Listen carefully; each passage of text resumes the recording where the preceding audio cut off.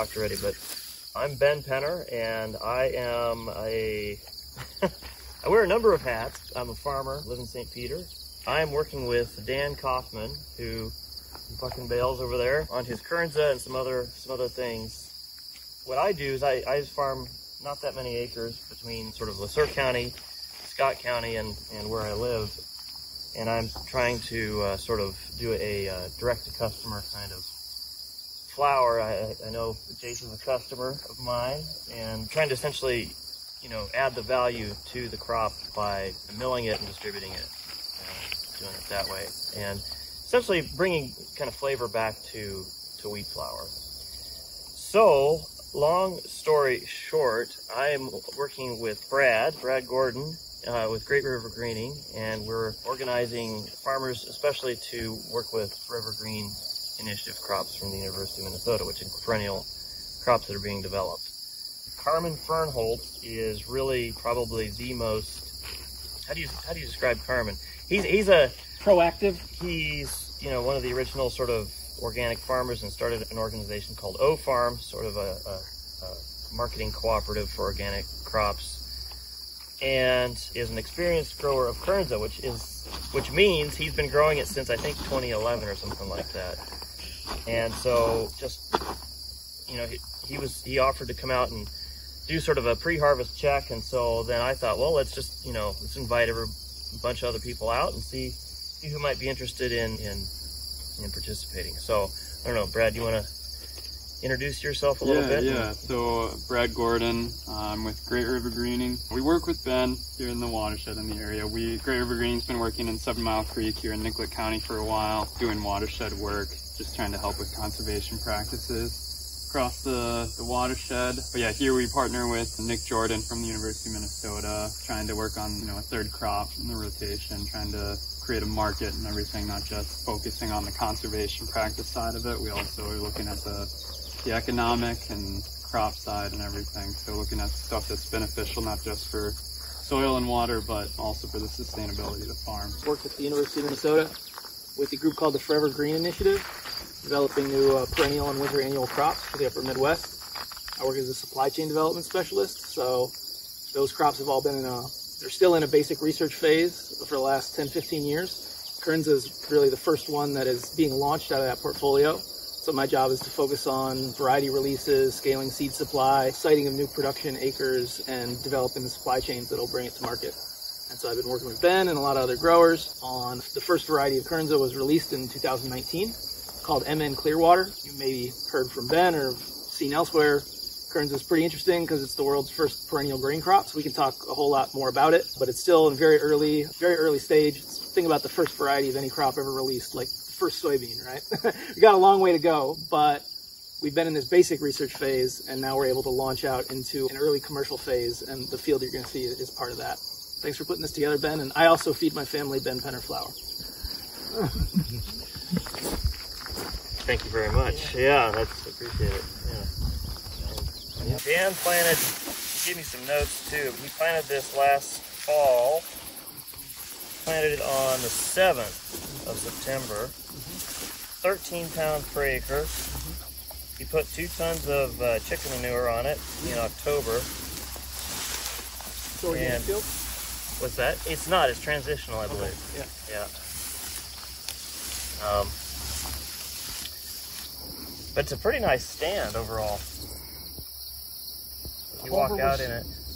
Did he put clover with it, or is that just random clover? That was from, I think it's random clover. He had a turnip crop, I think, some kind of cover crop last summer. It would keep on producing. A forage crop can stand for a decade or more, but as far as commercial grain production, usually after the 3rd year, take it out. Okay. That's the breeders and agronomists their main goal is trying to maintain that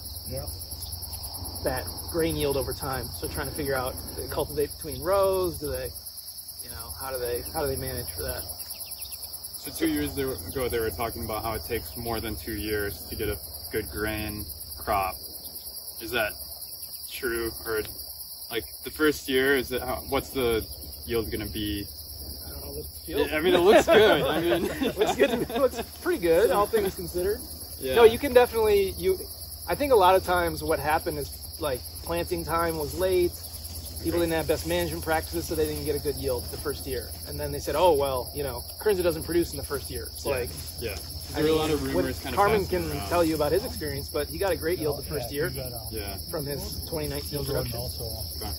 he's gonna go organic, he's gotta have a. So the plan is, so Dan and I bought that swather, that old swather sitting right there. I just pulled it into the field, and I've been using it on wheat. And it's kind of one of those old school, got it in North Dakota. He had a buddy, there's a bunch of them sitting around. So he went and got that. And, well, Carmen can tell us, but I guess, you know, sort of when it dries down, I don't know what, 2/3 of the head. So, I don't know where we are now, but we're getting there. Swath it down and then use a pickup head to get kind of a lot of stuff in there, and then it has to be de-hulled from there.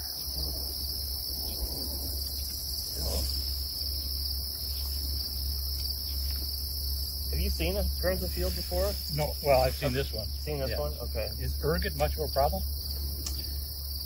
Can be Can be. in a wet year, Okay, small grain, yeah. susceptible to similar issues. We Is it saw, hard to separate for, what's that? it's hard to separate the ergot out, or? So, I mean, you can color sort it, but also sometimes you can't get a good read on mycotoxins until it's dehulled. So that's kind of a tricky thing. But yeah, I mean, it's noticeable, you know, like an ergot in other small grains, so you can color sort it out.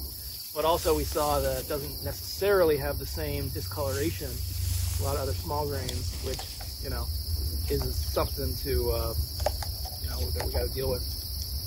The free threshing, the threshability rate is going up in all the breeding program, which will, you know, bring the processing costs down. We're about 60% free threshing right now. Must be Carmen. So is much issue with shattering that? Shattering's way reduced. It does mature from the head down. So that's an issue. Like you see a still pretty substantial green stem. Yeah. If you waited until the stem was dried down, the top would be shattering. So timing, you know, Carmen can speak to it, but yeah, timing is definitely a challenge. But the shattering is way lower than it used to be. So they've really improved that trait, making a lot of good breeding gains. When would you all cut it? How long ago? Quite a while back already? Or when would you? You can take a spring hay cutting and still get a grain yield. Oh, So you can Oh, cut, but the timing is tricky. Usually, I you just take the straw. You guys are adding some cattle, right? And you're looking at grazing Yeah. it. Yeah. So Does it hurt the yield quite a bit to cut? they found that if you time it right, it doesn't impact the grain yield. And in some cases, it can bump the grain yield. But it's tricky timing, narrow timing. So mostly, it's you take the straw at the end. And there's a lot of straw. You can. how does it cut? Is it hard on a sickle or does it cut you? I tell you what, we're gonna find out in a couple of days. It's got a brand new sickle on it. We just cut ours yesterday, and this was 2-year-old stuff. Cuts. Easy, huh? See, the stem is grass green when you cut it, so it cuts real easily. Oh, good. And then the other thing is, we cut it yesterday, and Luke is harvesting it today. It's really. Hey, Yeah, Oh my. And because rain's. that's why I'm late, Yeah. Well, that's a good reason. Thanks for. because I had to help him get the combine adjusted because we're using a cylinder combine this year instead of the rotor. Okay. And so we had to make sure that it was doing it, and it doesn't get it as clean as the rotor. Okay. It gets it in there, but there's more hulls on it. But that's what we had to get it set. But anyway, what we're going to do, and you guys, anybody could do it, you cut it, and if you can harvest it the next day, you could take the straw and actually use it as forage. There would be some feed value in that shit. Okay. No kidding. Yeah. Doesn't look like it. Or leave it dry out and it makes good bedding. With him and me, about 500 acres organic near Madison, Minnesota. And my history with Kernza goes back to 2011 when Don Wise gave me about 2 pounds, or I shouldn't say 2 pounds, he gave me enough to plant about 2 acres. And then we did research over those next 5 or 6 years trying to determine what to do with it, how it grows, how it stands, doesn't stand. And then in 2018, Colin and Don and the university got me enough seed for 15 acres of the Minnesota Clearwater variety that the university developed. And I imagine this is the same stuff. This is Clearwater, yeah. Yeah. And so we harvested the first Clearwater on our farm last year at, I think, real close to 800 pounds an acre, wasn't it? Mm-hmm. Right. And so you got the high water mark. I didn't know that. Wow. Jake tells me That's he's great. catching up. He swapped Rosemount. Yeah. And he said he's close to 750, but he Good. doesn't have a clear read on it yet. That's Okay. a year 2 stand, but year sorry. 2, yeah. Continue. Okay, but anyway, that's the history of it. And then we've been trying to determine when to cut it. And it doesn't seem like the year 2 heads are arching as much as the year 1. And we spent, oh golly, I know we've been out in the field 5 or 6 times in the last week, just trying to determine whether it's ready or not. And we could get ripe kernels on a green head, and on the dry heads, they were about the same. Okay. And what we would take some of the kernels way on the bottom and see what their maturity was, and it looked virtually the same as way on top. Okay. And we tried to do the moisture sampling with the microwave, and what we got, to the best of our knowledge, was about 22%. Okay. And when I read what Jake had done last week, he said they were going to cut at 22 to 25%.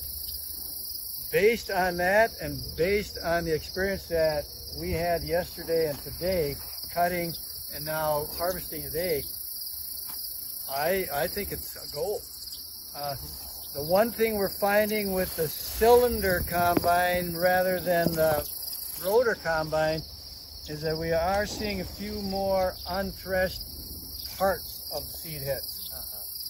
I didn't notice that much last year. But I also noticed that we didn't have much, if any, of the little broken off stems, you know, the green stuff. And so in that respect, it really looks like the rotor is good, except it didn't get the grain as much dehulled as the rotor did last year. Okay. So there wasn't what they call as much free threshing. But what I told Luke before I left is I said, I don't care if it's got a hull on it, I want it in the hopper, because then I've got it. What we did, and my wife suggested this, we had this leaky little kid's swimming pool, because we were wondering how we could catch something out of the combine on the back to see what was coming out. So she said, take that out there. So Luke went in the combine and I trotted behind, catching everything that was coming out the back. Yeah. And that's what really determined how good we thought we were doing. And I think that's critical, especially when you're new with it, to really figure out what is and isn't coming over the back. Was it thrown over, or how was it doing? The first time it was, but we had the wind up higher. Okay. Yeah, that's what we had the wind up too high, and we put the wind on this as a 6620 Titan 2. We put the wind down at 580. Okay.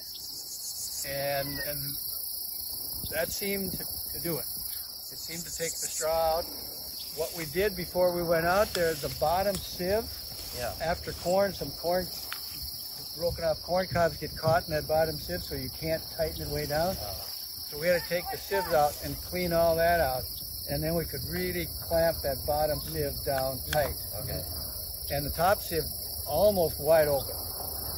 Okay. And then the speed at 580 on the wind, cylinder at something over 1100, and the concave's tight shut. So you want it fast.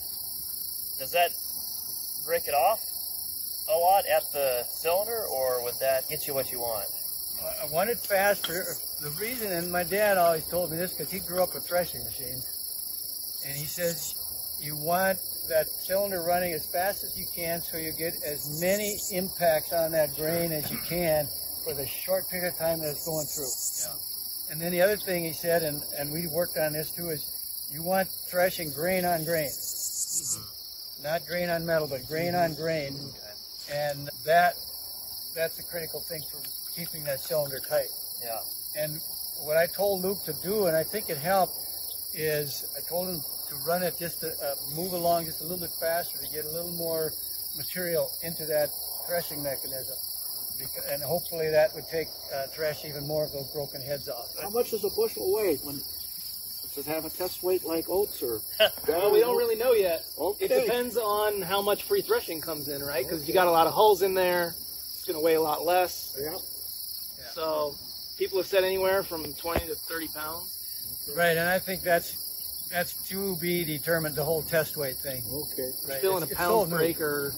What's that? Still in a pound per acre space. Right, still on the pounds per acre. Too. Okay. Right. Yep. Right. So that's a quick rundown of what we just did the last 2 days. Okay. And last year we found out the same thing. We cut it one day, and then we had a rotor combine, and we started harvesting the next day. So do you think, is that emerging as best practice, you think, or is it just the scenarios that we're running into? 2 years experience, I think it is the best practice for several reasons. Number one, when we cut that Kernza yesterday, those stems were this green. Got it. And he started cutting at about 1 o'clock. I went out there about 7 o'clock, about a little earlier than this, and those green stems were already a pale green. Wow. And that was only 3 or 4 hours in the sun. And this afternoon when we were threshing, I could take a wad and they would crack. Okay. They wouldn't get like a rope, they would break off. Well, that's nice then, if we can just knock it down and pick it right back up. And that I would hope be a practice as well, so that you can watch the weather. Yeah. You can play the weather a lot better that way. You cut it right on the ground when you swath it? What we did last year is cut it high because we weren't interested in the straw. Uh-huh. This year we cut it at about 7 to 8 inches on average, because there's a couple of people that wanted some straw, and we're going to be putting in some cows here in about a month, and we're going to need some straw this winter ourselves. Okay. So, and it looks like it should be some really nice straw. Does it leave a good stubble for the windrow, or does it like to fall through, or does it stay on top? It seemed to stay right on top. It really stayed right on top. I was real happy with that, because our stubble was, like that, at least. Maybe some of it a little taller, but it stayed right on top. Right. So, hopefully, I think still the ideal would be a stripper head, because you save that one pass. Yeah. So you're potentially saving more seed. Okay. And I think you get a cleaner seed based on what we experienced last year. Now, I'm going to keep in touch with Edgerton and Pipestone. Pipestone's going to swath theirs. Edgerton's going to use the stripper head again, so we'll get a good look at how that's coming out. So in that first year of increase, we planted 100 acres. 15 of it ended up going for grain. There was an opportunity to do so. And 85 resulted in about 24,000 pounds of seed that we have clean, bagged, ready to go. And partner Minnesota Native Landscapes cleaned that seed in Foley, and they'll be distributing it on behalf of right now. We're taking the orders and getting seed out the door. Yeah, this month, right? Yeah, right now. Yep. Yep. Yeah. So this year there's about 1,000 acres, right? There'll be Or- yet to see, but Sorry, there's 100 acres in right now. yeah, there's And- about 300 to 400 acres of commercially eligible Kernza, which is like nothing, right? It's Yeah.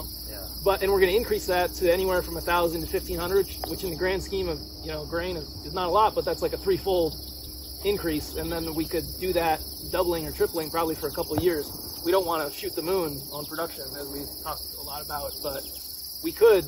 I think we need to double or increase substantially just to establish it as a grain in the market. So there's a substantial percentage right here in this field. Yeah, yeah. And, we so licensed this maybe is important work right here. maybe 10 growers last year, and Dan was one of them. So, and now we'll maybe license 30 this year. This was planted a year ago.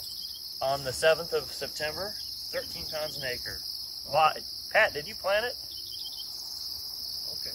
Yeah, to help Dan. How did that go? I think it went pretty good, yeah. He was the Great Plains, right? Yeah, I don't know, a little more trash than what he didn't get it quite worked up like he quite wanted, but What row spacing did you use? 6 inch. 6 inch. Okay. Does it continue to stool out? Yes, it does. So it does. You're gonna get a heavier stand with that. Right, but that's the downside as well.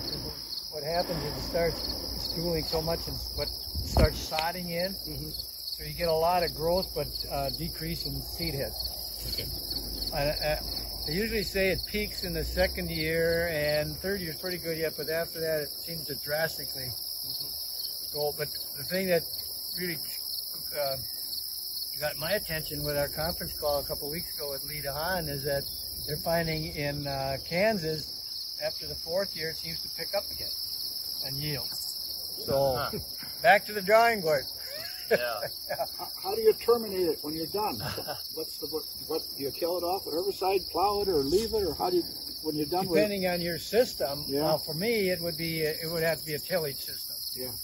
But for others, well, I should tell you how I terminated that 2-acre patch when I did it about 3 years ago. I just took a good tandem disc, and I had mowed it off, and just took a good tandem disc and ran through it, I think, just 2 times, and it was in. And the crazy thing is, I did it in the late summer, hoping that it would reseed itself, but it didn't.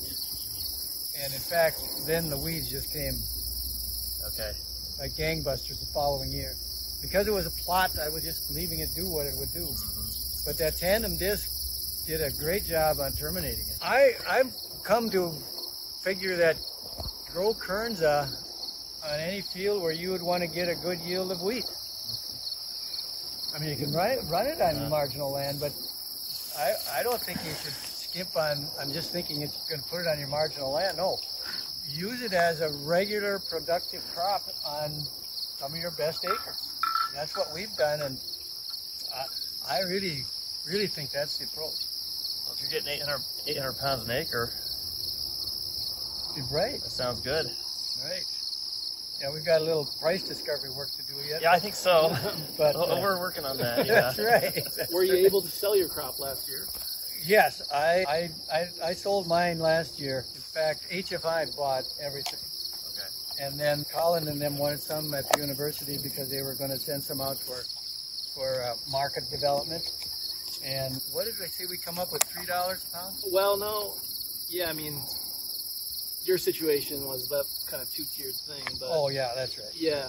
Yeah. But we're in the price discovery process. But Well, just as you hear the 800 pounds per acre, 500 pounds per acre doesn't sound like a lot. The value of this is a different story. right? So, conversations I've had with buyers Okay. and trying to come at this point, I think 3 to 4 is okay. really? I hope we get in that discussion there. You mean at Colin. the retail end? You talking about, or out of the field? I think maybe a little lower out of the field, but yeah, no, I think higher is better, I agree. in my opinion. I agree. I think we'll be talking about that in the morning. Tomorrow morning, yeah. I've crunched some numbers. I'm not going to give them away tonight, but I crunched some numbers 4 different ways: conventional and organic. Yeah. And just for discussion's sake, but I've always felt as organic, I've got to be able to be competitive with corn and soybeans. So that to me has to be something around a minimum of $1,000 an acre growth. Yeah. And then That's what I figured. on top of that, so I want to plug in compensation for ecosystem services. And so that's why it probably is going to be more than $1,000 an acre for organic. Yeah. But I hope we can get into that conversation in the morning.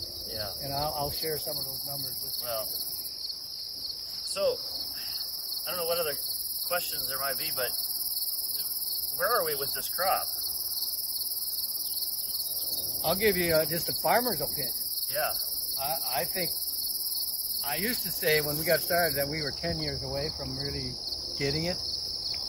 I think if things move like they are, and what I've been experiencing, and Luke and I have been experiencing, you said Jake just said they're just about pushing 800 there at the research station. 5 years from now, I think we're going to be in a really good position, provided we keep developing the market. I think we can get the acreage